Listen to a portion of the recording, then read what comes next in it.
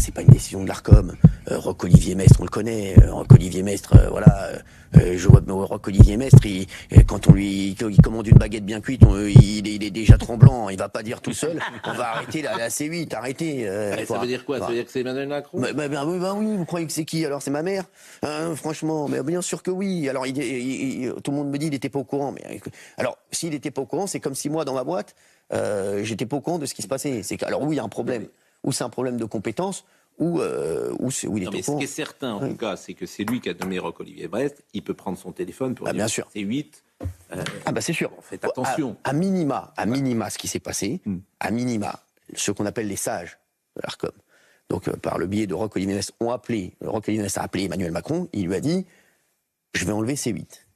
Donc, où Emmanuel Macron, ça c'est à minima, où Emmanuel Macron lui dit « bon, si c'est ta décision, il n'y a pas de problème », ou bien il le savait déjà, ils s'en étaient déjà parlé, et il lui avait dit, voilà, C8, à mon avis, il va falloir faire quelque chose. Mais sinon, sur le reste, voilà. Et moi, j'ai été opposé chez vous à des gens qui étaient vraiment d'extrême gauche, d'ailleurs, à des islamistes très radicaux, et c'est vrai que pour ça, on a l'impression que c'est le pluralisme, en fait, qui gêne.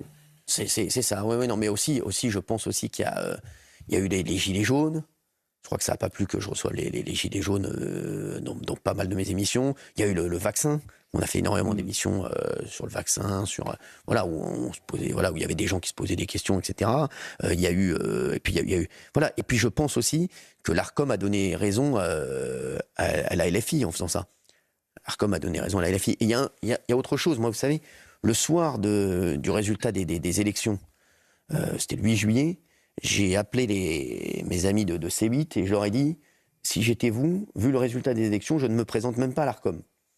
Ça ne servira à rien de présenter un dossier, leur décision est déjà prise. Donc je pense, moi je pense que ça leur allait. Et dans l'espace médiatique, au fond, les petits marquis ne supportent pas que vous parliez, vous, politique, parce que vous n'avez pas fait Sciences Po. Exactement, c'est ça. Ouais. Parce que vous n'avez pas fait l'ENA. L'ENA, les journalistes ne font pas l'ENA, mais ils font Sciences Po. Vous n'avez pas fait d'école de journalisme.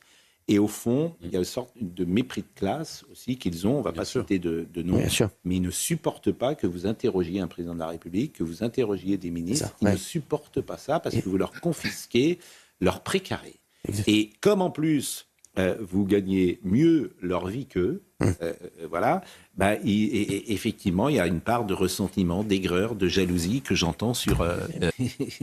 et en fait, c'est toujours la même chose. C'est une petite caste. Oui, ça. C'est une petite caste. L'Arcom, il y a 17 autorités administratives en France. Ces 17 n'ont aucune légitimité. Tu prends un trou de plume et tu les barres. Et je reviens à ce que je vous disais tout à fait l'heure. Ils se sont fait un système pour eux.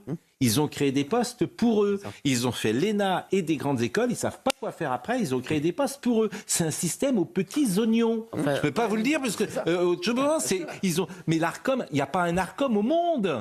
En fait, je crois qu'en Italie, simplement, tu as une organe de régulation. Il y a des régulateurs, mais qui n'ont pas du tout... Ils ont inventé un nouveau mot pour censure. Ils ont inventé un nouveau mot pour censure qu'ils appellent régulation. Vous avez raison. Ça passe mieux. Mais ils n'ont d'indépendant que le nom. Mais évidemment, évidemment. Donc ces 17 autorités administratives sont juste un scandale démocratique. Pardonnez-moi de le dire comme ça, d'utiliser les grands mots. Mais ce qui est intéressant, c'est qu'en plus, l'émission de Cyril... Mais bien sûr que ça va infuser. Parce que les gens, quand ils voient leur écran noir, bien sûr, ça doit les mettre en colère. Ah, mais c'est ça. Mais pourquoi on fait ça ? C'est un événement majeur pour la campagne qui s'annonce. Mais ils vont être surpris en 2027. Et ils savent bien, c'est pour ça qu'ils sont en danger. Ils savent bien, c'est parce que là, les Français vont choisir, ils vont faire un vrai choix de société. Ce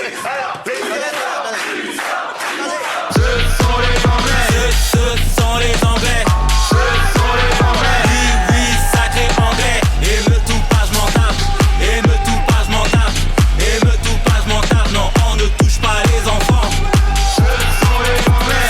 Ce sont les Anglais. Ce sont les Anglais. Oui, toujours les Anglais. Kevin ou pas, je m'en tape. Kevin ou pas, je m'en tape.